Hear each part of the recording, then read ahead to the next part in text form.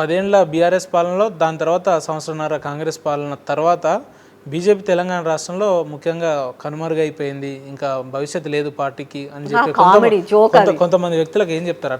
కొంతమంది వ్యక్తులకు చెప్తున్నాను. ఫస్ట్ ఆఫ్ ఆల్ అసలు టీఆర్ఎస్ పార్టీ ఏడుంది, భూస్థాపితం అయిపోయింది టీఆర్ఎస్ పార్టీ. రేపేదో పెద్ద ఎత్తున సభ రేపు ఒక దిక్కు దేశంలో ఉగ్రదాడి అయ్యింది, ఒక దిక్కు దేశంలో ఉగ్రదాడి అయ్యి అమాయక ప్రజలను మతం పేరు మీద చంపితే కనీసం దాని గురించి ఒక ప్రతిపక్ష నాయకుడుగా స్పందించలే. ఇప్పటికీ ఫామ్ హౌస్ లోనే ఉన్నాడు. ఆయన ఏం నాయకుడు? దేశంలో ఇంత పెద్ద ఉగ్రదాడి అయితేనే స్పందించని వ్యక్తి రేపు మన తెలంగాణ బిడ్డల కోసం ఏం మాట్లాడతాడు? తెలంగాణకు ఏం న్యాయం చేస్తాడు?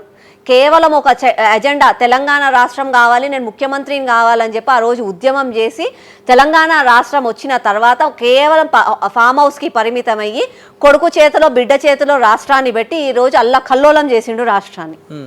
ఈ రోజు ఆయన వచ్చి ఏం మాట్లాడతాడు? భూస్థాపితం అయిపోయింది ఆ పార్టీ.